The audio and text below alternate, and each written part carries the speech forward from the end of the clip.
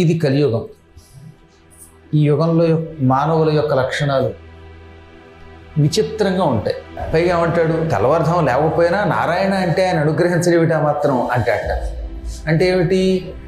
ధర్మమును ఆచరించకపోగా ఆచరించేవాడిని కూడా ఇంకొక మార్గం ద్వారా ధర్మాచరణ చేయకపోవటం వల్ల వచ్చే లాభం ఉంటుందని చెబుతాడు. సులభ ఉపాయాలు వెతుక్కుంటాడు. 108 ప్రదక్షిణలు చేయరా బాబు నవగ్రహాలకి, దానివల్ల దోష విముక్తి అని చెబితే 108 చేయకపోయినా పర్వాలేదండి, 2 చేసినా దేవుడికి భక్తి అంటే ఇష్టం కదా, సర్దుకుంటాడు అంటట. ఇలా ఎక్కడికక్కడ ప్రతిదానికి సులభోపాయం వెతుక్కుంటాడు. ధర్మం ఆచరించకుండా ఫలితం పొందాలనుకుంటాడట. పని చేయకుండా ఫలితం పొందడం అంటారు దీన్ని.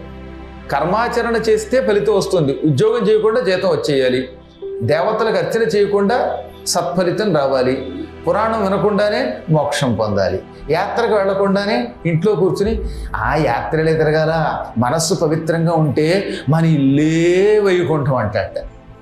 ఇలా ఎక్కడికక్కడ వాడు తనను తాను సమర్థించుకుంటాడు. ఇటువంటి వాళ్ళని ఏమంటారన్నమాట, ధర్మాచార విహీనులు.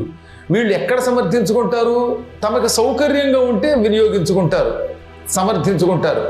అంటే ఏమిటి? కాశీ వెళ్ళాలి, కాశీ వెళ్ళి గంగలో స్నానించి విశ్వేశ్వరుని దర్శనం చేసుకొని నీకు శుభం కలుగుతుందంటే కాశీ వెళ్ళక్కర్లేదండి, మన ఇంట్లో కూర్చుని రామా కృష్ణ అనుకుంటే కూడా ఇల్లే కాశీ అయిపోతుంది, తరిస్తాం అని ప్రయాణము తనకి కష్టం కాబట్టి డబ్బులు ఖర్చు పెట్టడం ఇష్టం లేక ఇంట్లో సీరియల్స్ చూడటం కోసం అలా సమర్థించుకుంటాట. మళ్ళీ అక్కడ అన్నం దగ్గర అలా సమర్థించుకోడు. అన్నం తినకపోతే పర్వాలేదండి, సున్నం తిన్నా బతుకుతాం అని అంటాం. చూడండి మరి.